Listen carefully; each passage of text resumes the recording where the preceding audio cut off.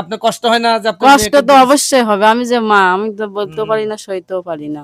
এই ঘরের কোনো দরজাও ঠিক মতো নাই। ঘরটা এখন খুব বড় প্রয়োজন।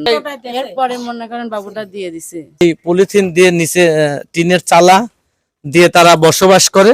এই শুধু খাবার দাবারের অভাবে। আপনার স্বামী কি? বিসমিল্লাহির রহমানির রহিম। দেশ এবং বিদেশ থেকে যে যেখান থেকে ভিডিও দেখছেন সবাইকে সালাম জানাচ্ছি। আসসালামু আলাইকুম রহমতুল্লাহ। আমার নাম সৈয়দ মোহাম্মদ মুমতাজ আলী, চেয়ারম্যান ১ নং মালিগাছা ইউনিয়ন পরিষদ, পাবনা সদর, পাবনা। আমরা এই মুহূর্তে মালিগাছা ইউনিয়নের ৮ নং ওয়ার্ড ঘননাগরা গ্রামে অবস্থান করছি। এখানে আমরা একটি বাড়িতে এসেছি। সেই বাড়িতে যিনি আছেন সেই ভাবির সাথে কথা বলছি। আপনার নাম কি? আমার নাম মঞ্জুলা আক্তার বৃষ্টি। মঞ্জিলা আক্তার বৃষ্টি। আপনার স্বামীর নাম? কাউসার। কাউসার। আপনার এই ঘরটা কি আপনার? জি। এই যে ঘরের উপরে আমরা দেখতে পাচ্ছি পলিথিন দেওয়া, টিনের উপরে পলিথিন দেওয়া। ঘরটি কি সম্পূর্ণ ওই ছিদ্র? জি। ছিদ্র? জি জি। ছিদ্রের জন্য তিনি পলিথিন দিয়ে রাখছেন। আপনার ছেলে মেয়ে কয়টা? 3টা। 3 ছেলে। আর ছেলে মেয়ে কোথায় থাকে? একটা বাবু একজনের দিয়ে দিছে। একটা বাবু একজনে দান করে দিছেন? জি। ও আচ্ছা, কেন দিছেন কেন? এই যে অভাবে সংসারে মানুষ করতে পারবো না তাই। অভাবে সংসারে খাইতে দিতে পারেন না তাই তাকে দিয়ে দিছেন? জি। যাকে দিয়ে দিছেন সে তার ছেলে মেয়ে আছে? 2টা মেয়ে আছে। তারপরেও সে নিছে? জি। কি হয় আপনার সে? আমার বড় ননদ। আপনার বড় ননদ? জি। মোটামুটি সে খাবার দাবার দিয়ে মানুষ করে তারপর আবার আপনাকে দিয়ে দিবে নাকি? আল্লাহ পাকি জানে এখন।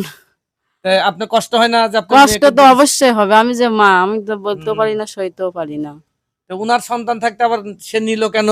এই যে সংসারের অভাব বলে মানুষ করতে পারবো না। মানে আপনাকে ভালোবেসে নিছে তাই তো? আপনি ভালোবাসে দিছেন যে আমার সন্তানটাকে তোমরা মানুষ করে দাও। আমরা দেখতে পাচ্ছি যে তার যে ঘরটি, এই ঘরের কোনো দরজাও ঠিক মতো নাই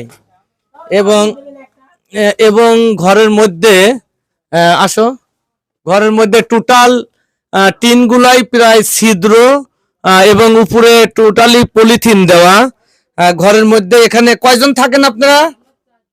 এই একটা চকির উপরে তারা 4 জন এখানে বসবাস করে। 4 জন এই চকির উপরে বসবাস করে এবং অনেক কষ্ট করে। তাদের একটি ঘরের দরকার। আপনাদের কি কি দরকার একটু বলেন আমাদের দর্শকের উদ্দেশ্যে। আমার ঘরটা এখন খুব বড় প্রয়োজন ভাই। ঘর খুব বড় প্রয়োজন।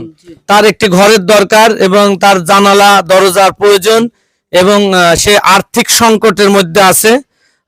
যদি কোনো সহৃদয়বান ব্যক্তি তাকে আর্থিকভাবে সহযোগিতা করতে চান, আমরা মোবাইল নাম্বার, আপনার নগদ বিকাশ করা আছে কি? মোবাইল নাই?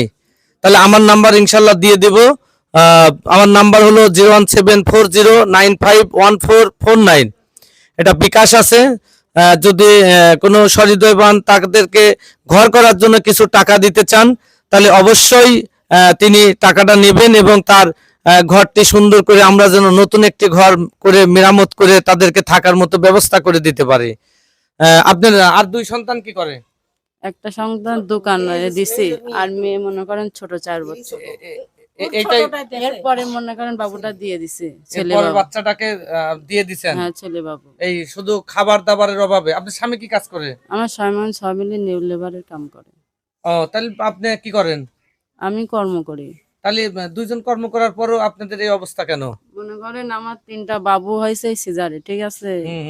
সবকিছু মিলাই ঝিলাই অভাবে মনে করেন কর্ম করতে হয়েছে। খুব অভাবে আছেন।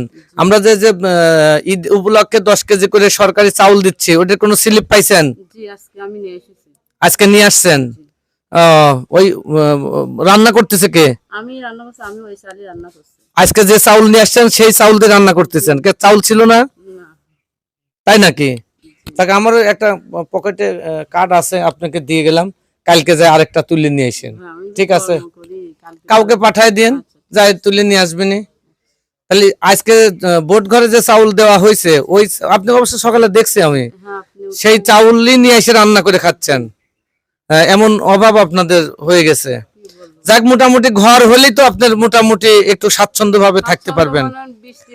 এই যে বৃষ্টি বাদলের মধ্যে পলিথিন গুলো দেখেন, এই যে পলিথিন, এই পলিথিন দিয়ে নিচে টিনের চালা দিয়ে তারা বসবাস করে। আমরাও চাই আমাদের এই ভাবিটার একটি ঘর হোক, এবং আপনারা যে যেখান থেকে পারেন যতটুকু পারেন তাকে সাহায্য সহযোগিতা করবেন, এবং আপনারা যতটুকু পারেন করবেন, বাদ বাকি যতটুকু লাগে আমি তাদেরকে দিয়ে একটি ঘর ইনশাল্লাহ করে দেবো খুব শীঘ্রই। এবং যদি কেউ দিতে না পারেন কোনো কিছু টাকা পয়সা, তাহলে ভিডিওটি অন্ততপক্ষে শেয়ার করেন, যেন আপনার একটি শেয়ারে কোনো সহৃদয়বান ব্যক্তি তাকে আর্থিকভাবে সহযোগিতা করতে পারে। ধন্যবাদ সবাইকে। আসসালামু আলাইকুম রহমতুল্লাহ।